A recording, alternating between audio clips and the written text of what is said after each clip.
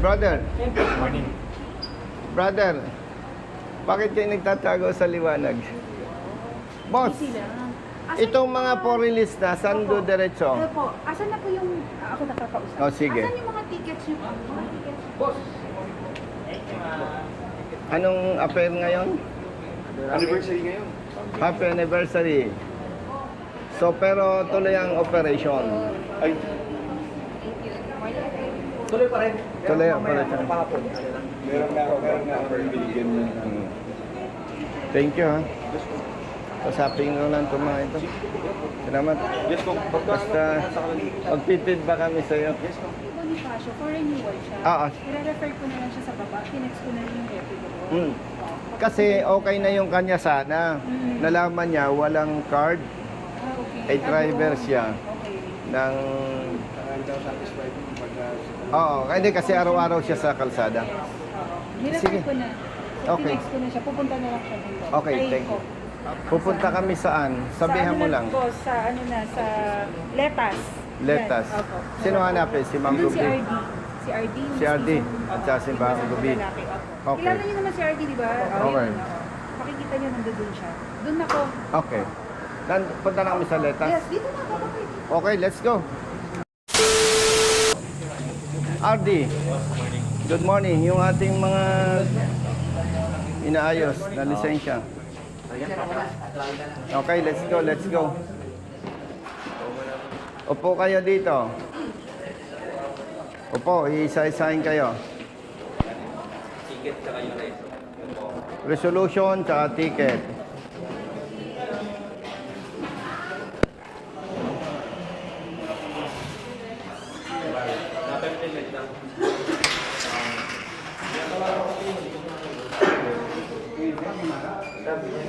Good morning.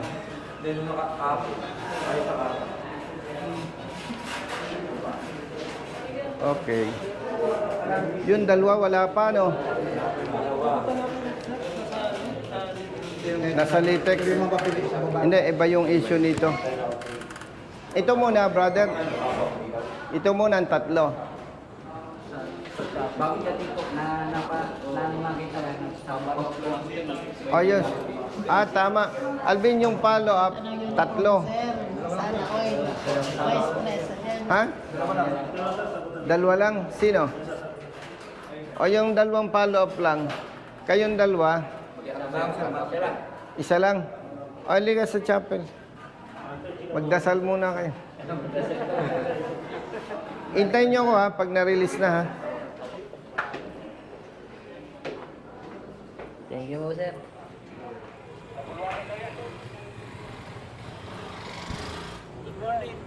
Brother, saan ka na ngayon? Dito pa rin naman. Ba't ilang araw na ako pumunta dyan, di kita nakita? Nakalib ka? Nagkakataon lang siguro. We'll try again. Okay, I siyempre. was there for you, but you know. Thank you. Yeah. I know All that. the way naman eh. I know that. Ever since, you know that. Alam ko. Sige, Thank you. Thank you. Pa-selfie naman, binoto namin kayo. Alam ko. Oo. Uy, ang Sige, dilim. punta ako. Dang, alin ha? Yan, yan. O, yung bata. Kami magkakaklase. Ako retired LTO employee. Ay, ganon. Ako retired COA. Puro retarded na kami. Kasi we're senior, that's why. Ganun? Yeah, we're all... Ano yung sikreto? Ba't di halata? Dati ako dito sa Ba't hindi halata? Anong sikreto nyo? Huwag pa stress. Yan. Basta senior na kami. Ingat po. Thank you.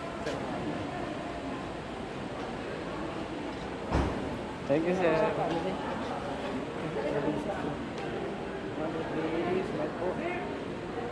Hello, sir. Hello po. Bakit magkamukha kayo? Hindi nga. Ay, empleyado. Para kami sa Hindi kayo magkapatid ang ano niya. malapit na po. Yung nanay niya. Sir, Picturean. Ma'am, dito ka, ma'am. Hawakan mo, brother. Hawakan mo. sasama daw sila. May bayad na yon. Oo. Stat department. Yeah. Sige.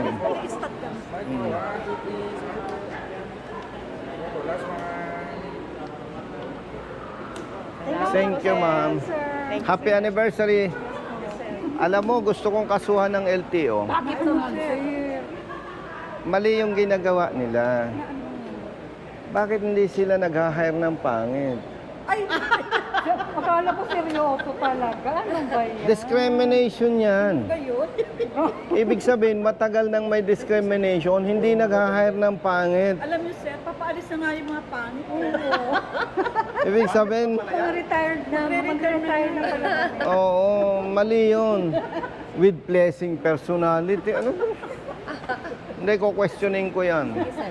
Wala na bang karapatan yung pangit? Sir. Happy anniversary. Anniversary. Akala ni ma'am seryoso. Pero totoo yun, napansin ko sa mga opisina. Sige, thank you po. Thank you. Inayaya niya ako. Oh, Sabi niya kasi may kakilala siya. oh. Marilisan na hindi ko. Kasi kailangan ko kasi yung mga bata pasukan. Wala ako talagang trabaho siya. Ilang anak mo? 7. Ang asawa mo? Ha?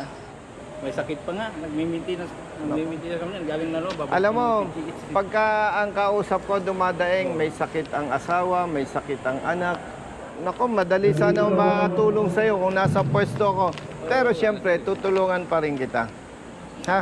Pa-xerox mo. Binoto namin ng buong pamilya. Hanapin ko sa Comelec ang boto nito eh. Kanina may nakasalubong ako, binoto raw ako. Lahat to, sir. Ito, ganun din. Saan napunta yung boto ko? Talaga ako sa mga paniwala sa Ito, sigurado, bumoto rin to, ano? O, ikaw din? Ikaw? Saan kayo napunta ang boto ng mga to? Ikaw, anong alam mo? Picture lang. Pwede. Sir, hi ka lang sa mga taga Mindanao, sir. Hi, hello sa mga kababayan natin, mga kaibigan at kapamilya sa Mindanao. Magandang araw po sa inyo lahat at lagi po tayong mag-iingat lalo na sa ating mga pagmamaneho dahil kapag nadisgrasya po tayo, kawawa ang pamilya. Ingat po tayo. God bless. Mabuhay. Thank you po. Thank you. Thank you po. Thank you. Brother. Mas kami taga-Cavite ni sir. Ingat ha. Sir, opo.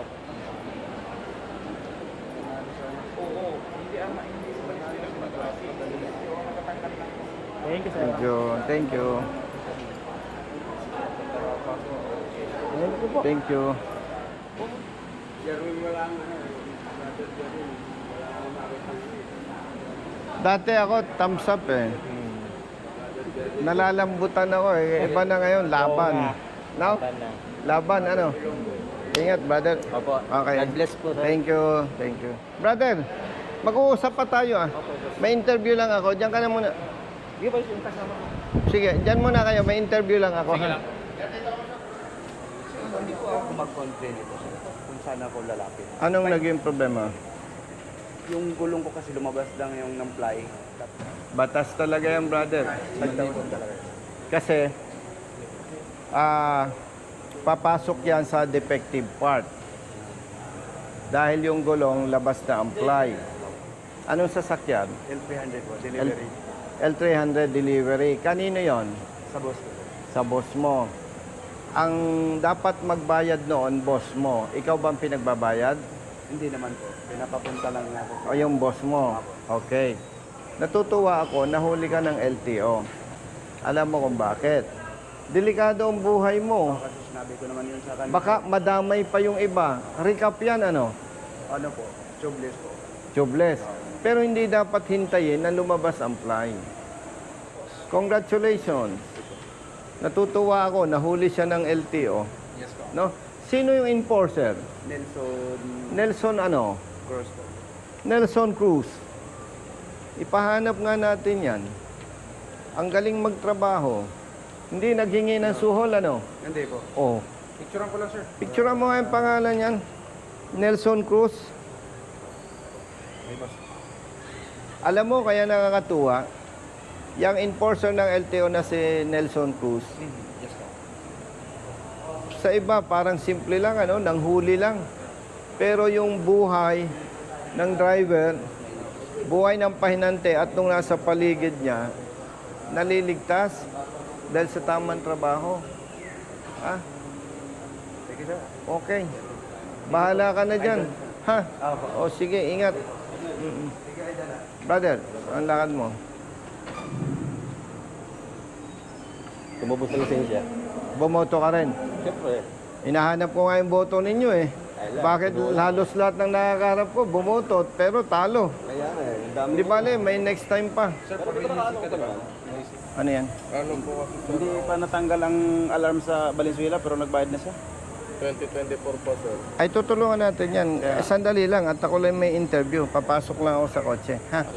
Maghintay ka na muna doon. May kasama. Thank you po. Dito kayo. Dito tayo para hindi makabala dyan sa dumadaan. Tabi lang. Yung na-release. Ito yung mga patunay na basta tama, kakampi natin ang LTO. Ito yung mga na-revoke ang lisensya dahil doon sa demerit system na pinatutupad ng LTO. Base sa batas na Republic Act 10930, may dalawang layunin lamang ang author. One, kung 5 taon ang lisensya mo at wala kang naging paglabag sa loob ng 5 taon, kapag nag-renew ka, 10 years ang validity ng lisensya na ibibigay sa iyo ng LTO. Ikalawang layunin ng author ng nasabing batas ay maging istrikto ang LTO sa pagbibigay ng lisensya sa pamamagitan ng theoretical and practical driving test.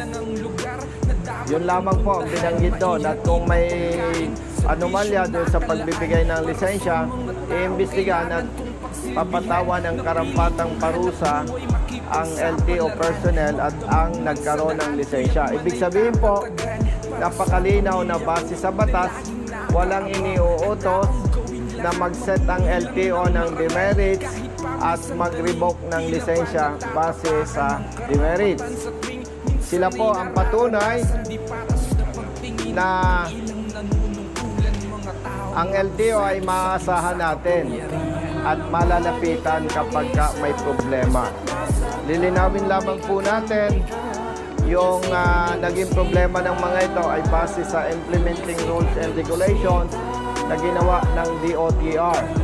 Nung lumabas po ang implementing rules and regulations ng Republic Act 10930, wala pa sa posisyon si Secretary Vince Dizon ng DOTR, wala pa rin sa posisyon si Asec Bigor Mendoza, ang LTO Chief, at ang Executive Director, Attorney Greg Pua. Kaya nililinaw po natin ito. At babanggitin ko lamang uli, meron tayong House Resolution sa Kongreso para magkaroon ng hearing at mabigyan ng kaukulang atensyon itong nasabing IRR na hindi tugma sa naaprobahang batas. Kaya pansamantala, itong ating mga kapatid na drivers na na-revoke ang lisensya dahil sa demerit system ay tinutulungan po natin.